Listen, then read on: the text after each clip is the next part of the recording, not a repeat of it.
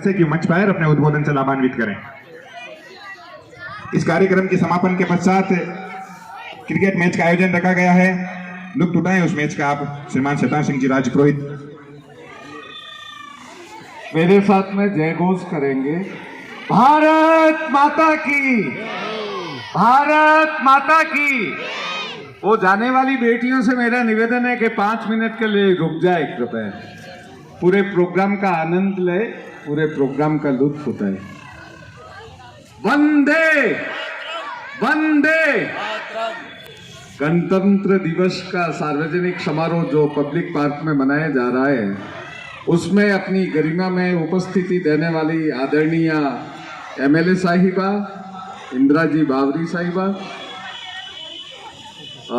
नगरपालिका मेड़ता शहर के डिप्टी चेयरमैन आदरणीय सलीम साहब, डिप्टी साहब, तहसीलदार जी, सीआई साहब, अध्यक्ष बार एसोसिएशन हेमाराम जी बेड़ा साहब, अस्तिमल जी दोषी साहब, और इस प्रांगण में जितने भी उपस्थित हैं सभी की गरिमा में उपस्थिति को सादर वंदे, सादर प्रणाम, सादर अभिवंदन। जैसा कि आपको ज्ञात है, आज ये गणतंत्र दिवस मनाया जा रहा है। ये कौन सा गणतंत्र दिवस है? कितनवां गणतंत्र दिवस है? कोई बता सकता है? हाँ, 73rd 73वां गणतंत्र दिवस मनाया जा रहा है। यानी देश के संविधान को लागू हुए कितने साल हो गए? उसकी प्रस्तावना में ये लिखा गया है, हम भारत के लोग संविधान की पालना करेंगे, ऐसा करेंगे, वैसा करेंगे वगैरह। आप सभी संवेदस्वर में ये कह सकते हैं कि गणतंत्र की जो संविधान की प्रस्तावना में जो उसके सब्जेक्ट मैटर में लिखा गया है, जितनी भी उसकी अनुसूचियां वगैरह है, उन सभी का पालन कर रहे हैं? अगर कर रहे हैं तो वास्तव में आप उत्तम श्रेणी के नागरिक हैं। नहीं कर रहे हैं तो भी आज से प्रण ले। ये गणतंत्र दिवस इसीलिए मनाया जाता है कि इसकी महान और उदात्त परंपराओं का निर्वहन करने के लिए हमें प्रेरित करे। मारवाड़ की प्रमुख गायकी कौन सी है? आप में से कोई बता सकता है? मारवाड़ की प्रमुख गायकी कौन सी? नहीं, वो मांड गायकी मारवाड़ की प्रमुख गायकी, गायन की एक विधा है जिसे मांड गायकी कहते हैं। उसके 2 अग्रिम प्रतिनिधि हुए, अल्लाह जिलाबाई और गौरी देवी। गौरी देवी जब कभी भी कोई लोकगीत गाती थी तो उसके पहले दोहा किया करती थी। गौरी देवी कहती थी, शोभत उनरी कीजिए जन्मे लखन बतीस।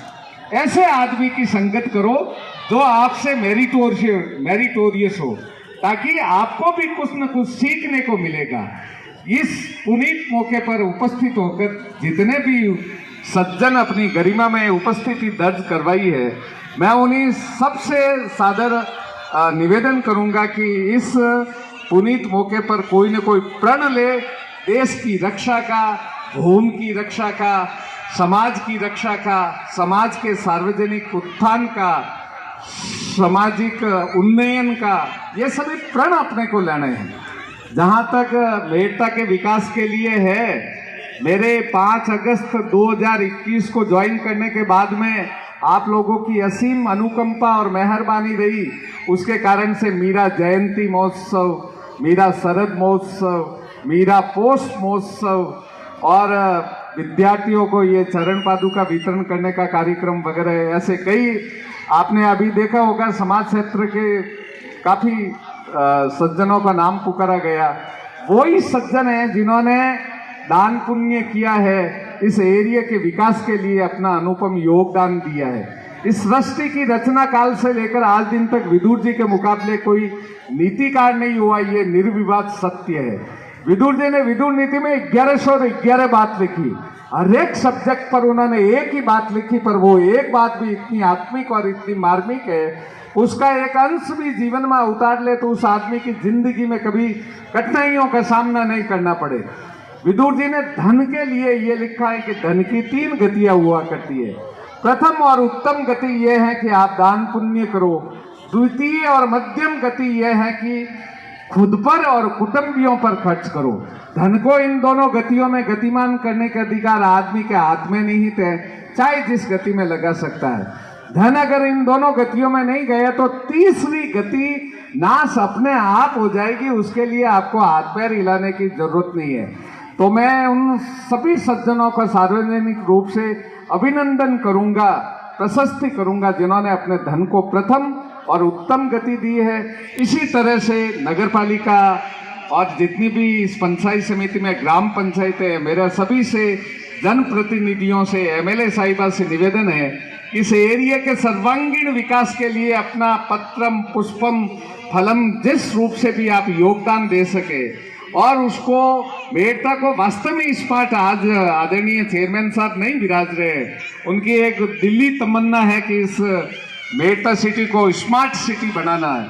तो मैं चूंकि उपखंड का इंचार्ज हूँ तो मेरी सभी से इल्तिजा है, मेरी सभी से दरख्वास्त है कि आज इस पुनीत मौके पर आप प्रण लें कि पूरा उपखंड मेड़ता है, उसके सर्वांगीण विकास के लिए आप जो भी जिस रूप में भी आप योगदान दे सके योगदान दे। गणतंत्र की पालना करे, गणतंत्र की जो महान और उदात्त परंपराएं हैं उनका निर्वहन करे और इस एरिया के विकास के लिए जो भी जिस कैपेसिटी में आप काम कर सकते हैं वो काम करें। आपके भावी और सुखद भविष्य के लिए मैं मंगल कामनाएं करता हूं और ये भी आपसे दरख्वास्त करता हूं, देखो ये गणतंत्र दिवस है, हालांकि कोरोना प्रोटोकॉल की पालना भी करनी है, गाइडलाइन का वायोलेशन नहीं हो ये भी ध्यान रखना है, फिर भी बहुत कम सज्जनों की गरिमा में उपस्थिति है और जो भी है वो भी जा रहे हैं। तो ये जो भी गणतंत्र दिवस है, स्वतंत्रता दिवस है, ये राजकीय फंक्शन होकर रह गए और मैं सभी लोगों से दरख्वास्त करूंगा कि इनको जन समारोह बनाए। जब ये जन समारोह होंगे, घर घर में 15 अगस्त मनाया जाएगा, 26 जनवरी मनाया जाएगा, तब वो शहीदों की जो उन्होंने कामना की है, कवि ने बहुत अच्छा किया कि आज देश के पुण्य पर्व पर कह दो कैसे गीत सुनाए, खुले पंख विहंग के फिर भी मैंने गीत न गाए। ये गांधी का देश, ये गांधी का देश, यहाँ हलवाए भूखे रह जाते, ये दर्शन का देश, यहाँ आशाओं की चिता जलाते। भगत सिंह की बलिवेदी पर जाकर कोई ये बात मत कह देना कि आज तुम्हारे सपने रंगीले अपनी हाथों हम ही मिटाते। तो मैं परमपिता परमात्मा से ये प्रार्थना करूंगा कि शहीद भगत सिंह, चंद्रशेखर आजाद और सुखदेव, राजगुरु वगैरह जिन्होंने भी इन्होंने दिन में सपने लिए और उनको यथार्थ के धरातल पर उतारा, महान बलिदान, मतलब शरीर से बढ़कर कोई सर्वोच्च बलिदान हो ही नहीं सकता। उन्होंने अपने शरीर का बलिदान दिया, देश की ये स्वतंत्रता की ये जो भी ज्योत है उसको बुलंद रखना, उसको उजागर रखना, उसको प्रकाश स्तंभ की तरफ हजारों कोस से वो दिखने वाली उसको सदृश्य स्थल बनाना, ये महती जिम्मेदारी है और मेरी सभी से दरख्वास्त है कि इस महती जिम्मेदारी को आप अपने मन, वचन और कर्म से निभाएंगे।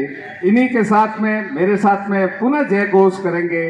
बोलो जय भारत, जय राजस्थान, जय नागौर, जय मेड़ता। धन्यवाद, बहुत बहुत धन्यवाद, मैनी थैंक्स, थैंक यू।